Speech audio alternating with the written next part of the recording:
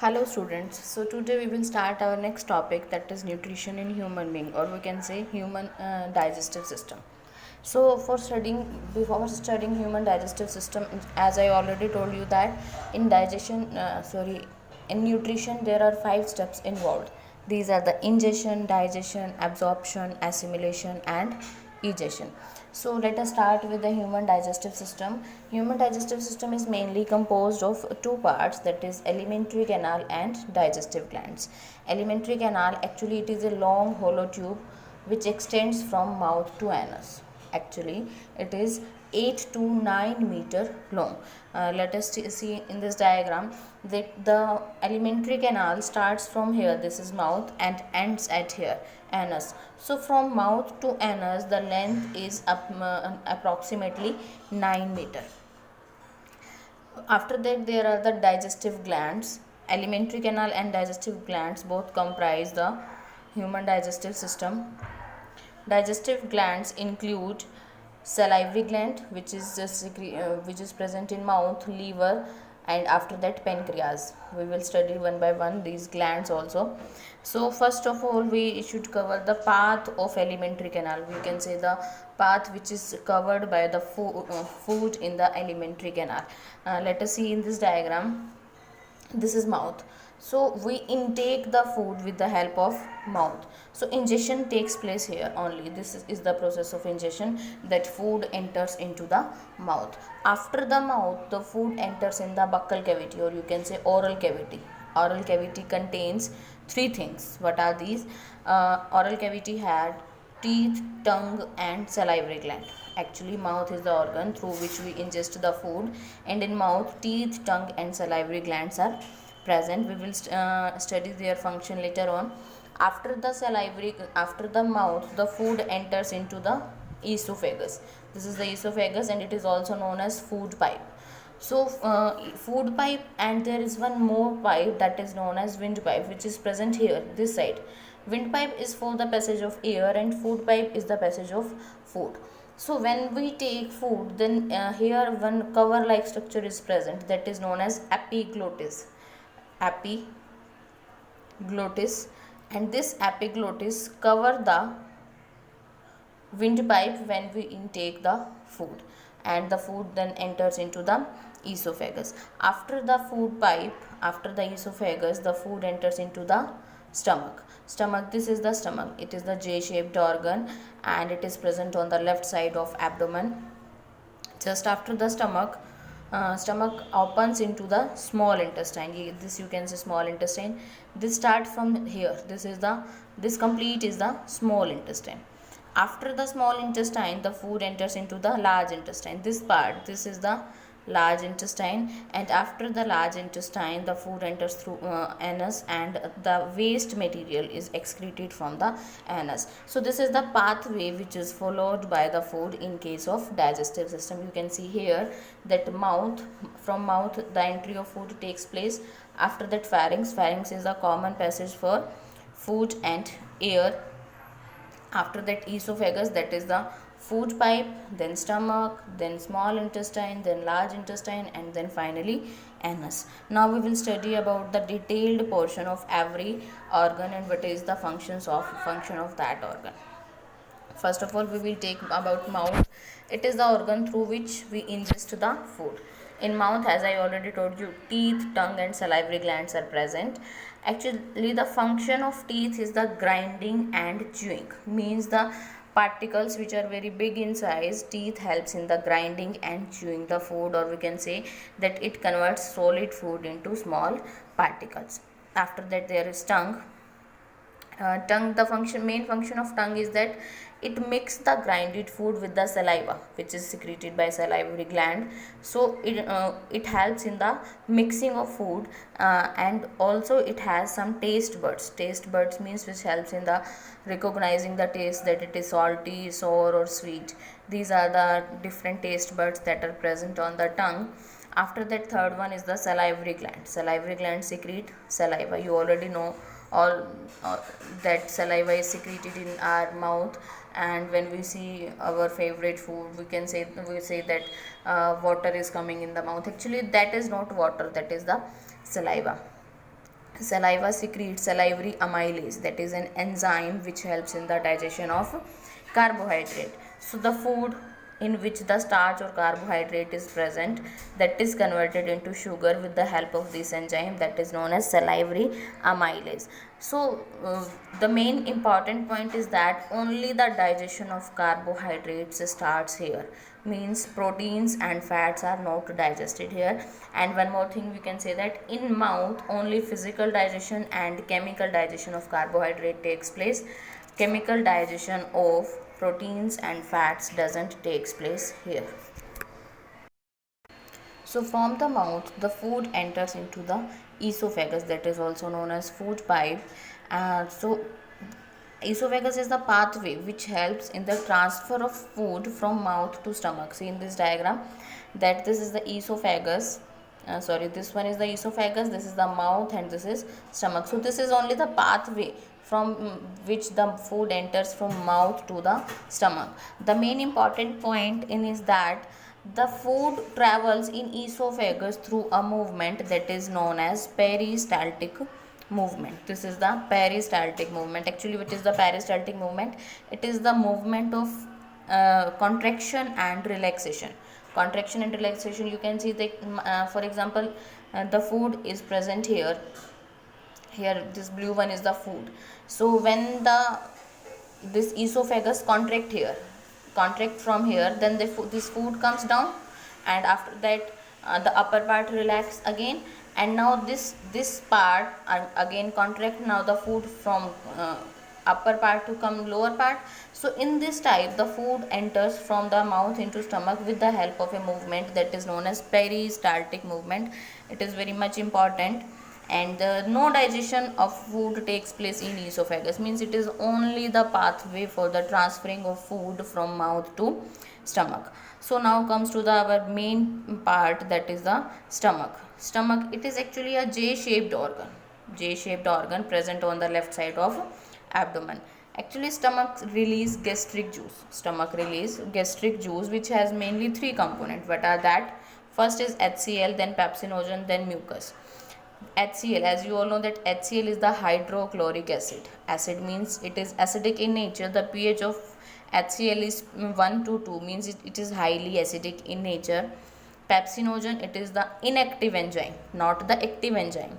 It is the inactive enzyme which is for the digestion of proteins. It is the inactive enzyme which helps in the digestion of proteins. How it is activated, we will discuss it later on. And third one is the mucus. So we will study the functions of these one by one. First is the function of HCl. HCl, the main function of HCl is that it kills the germs, means when we take the food, some microorganisms, some germs enter in our stomach through the food. So HCl helps to kill that germs. Another main function is that it converts pepsinogen into pepsin. As I already told you that pepsinogen is the inactive form. So HCl helps in the conversion of this inactive form pepsinogen into the active form, that is pepsin. Now this pepsin is ready for the digestion of proteins. Next one is this is the stomach, and stomach release gastric juice which contain HCl, pepsinogen and mucus. Now we will study about the functions of mucus. Actually the main function of mucus is that it protects the wall of stomach from HCl. As I already told you that HCl is very acidic in nature, so it can harm the walls of stomach. So mucus helps in the protection of that walls of stomach from HCl. And another main function is adhere the food particles. Adhere the food particles means it helps in the adhering means चिपकाना, food को एक साथ मिलाने में ये हमारी help करता है. Last one is the pepsin. The main function of pepsin is the digestion of protein, as I already told you. So with the help of pepsin, proteins converts into peptones and proteoses.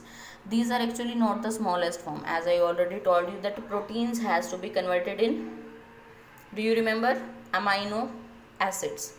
So these are the, means you can say this is the multi-layer and this is the di-layer. You can say that it is very complex in nature, it is somewhat complex, and it is the simplest form.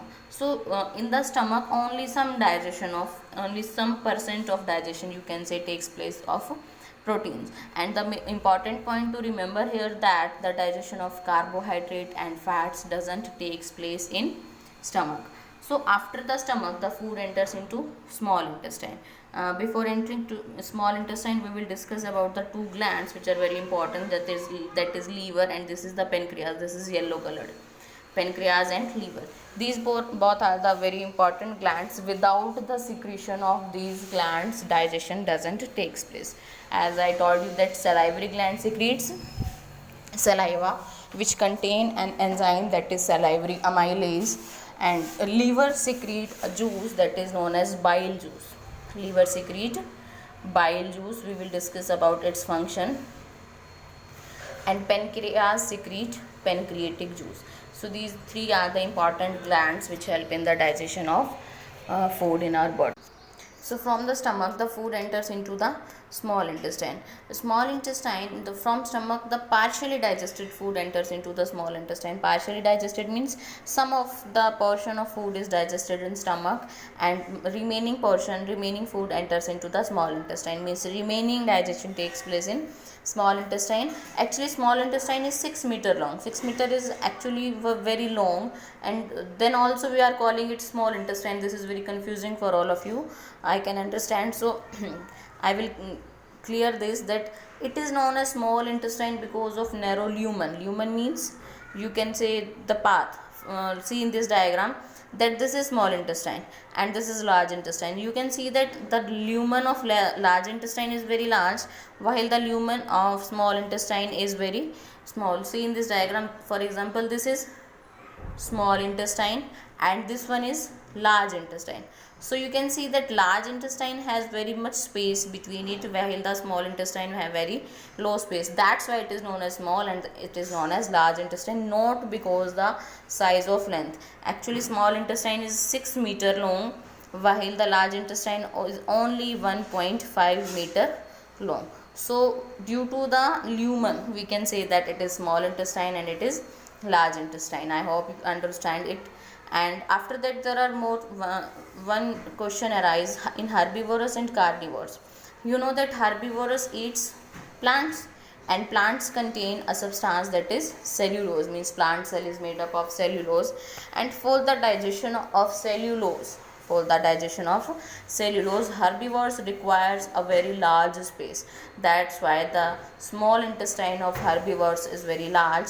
On the other hand, carnivores eat meat only animals. So for the digestion of those meat or animals, they doesn't require the large length of small intestine. That's why they have small length of large intestine. This question is very important from the exam point of view. So next one is, small intestine actually receive the secretion from liver and pancreas. Liver secrete bile juice and pancreas secrete pancreatic juice. Liver, first of all discuss about liver. Actually, it is the largest gland in our body. Is liver. It secretes bile juice which is alkaline in nature. Now comes to the point that in stomach the food is acidic in nature because the pepsin works only in the presence of HCl. Now the food enters into the liver. Here the enzymes which are secreted from pancreas are not working. They doesn't work in the acidic medium. So for that, the medium will be alkaline, and the bile juice helps in providing the alkaline medium, means basic medium, you can say. And now what are the main functions of bile juice? It makes the medium alkaline and helps in the emulsification of fat. What is the meaning of this? Emulsification of fat means the digestion of fat, means the large fat globules, large particles of fat is converted into the small particles with the help of this bile juice. Next one, I write here that bile juice is stored in gallbladder. Actually, what is the gallbladder? This is the liver, and in liver you can see this green bag like structure. This is the gallbladder, and this helps in the helps in the storage of bile juice. After that comes to the pancreas. Pancreas secrete pancreatic juice. And it contains many enzymes like trypsin, lipase and amylase. These three are very important enzymes. Digestion of trypsin helps in the digestion of proteins. Trypsin enzyme helps in the digestion of protein. Lipase enzyme helps in the digestion of fat, and amylase help in the digestion of carbohydrate. So you can see here that small intestine receives the secretion of liver and pancreas. We had studied their functions also. After that, intestine itself secrete a juice that is known as intestinal juice. Small intestine itself secrete intestinal juice, and it also has many enzymes for digestion. So here the complete digestion of food takes place, means carbohydrates finally converts into glucose, proteins converts into amino acid, and fat converts into fatty acid and glycerol. So finally the digestion is completed in small intestine. We started from ingestion here, that from here ingestion starts. After the ingestion, digestion starts in the mouth also. Here food comes in the stomach, from stomach it goes into the small intestine, and here the digestion takes place. After the digestion, next step of our nutrition is the, you know that it is absorption. So after the digestion, absorption takes place. Small intestine itself is the site of absorption, means in small intestine digestion is completed and absorption is starts. Remember here, and it has numerous finger like projection which increase the surface area of absorption, that are known as villi. See in this diagram, for example, this is normally the intestinal wall. If this is the intestinal wall, then for the absorption this much is surface is present, and if this is present like that, then the surface area for absorption increases. For example, from all the sides absorption takes place. So these are the finger like projection, these known as the villi, which increases the surface area of absorption. You can see here that these are the villi which increases the surface area, and the villi has also microvilli. You can see in this diagram also these minute structures, these are known as microvilli. These villi and microvilli increases the surface area for absorption, means from here the food enters into the blood, and the absorbed food is used for obtaining energy, building up of new tissue, and repair of old tissue. This process is known as assimilation. After that, the unabsorbed food, means the food is absorbed by the small intestine, the remaining food that is unabsorbed is sent into the large intestine, and the walls of large intestine absorb more water from this material, means the water which is required is again absorbed from the food in the large intestine. Rest of the material is removed through the body, from the body through anus. Anus is the finally last structure which helps in the excretion of food particles, and anus is actually regulated by anal sphincter. What do you mean by sphincter here? Sphincter is actually valve like structure. Valve like structure means it helps in the prevention, means like we are filling the water in our tanks, then we use some valves, that when you turn the valve this side, then the water water will enter into that tank, and when you turn the valve this side, then water will enter into that tank. Similarly, anus is regulated by anal sphincter, and through this anal sphincter the waste material is excreted out from the body. So this is all about the digestive system of human being. Thank you.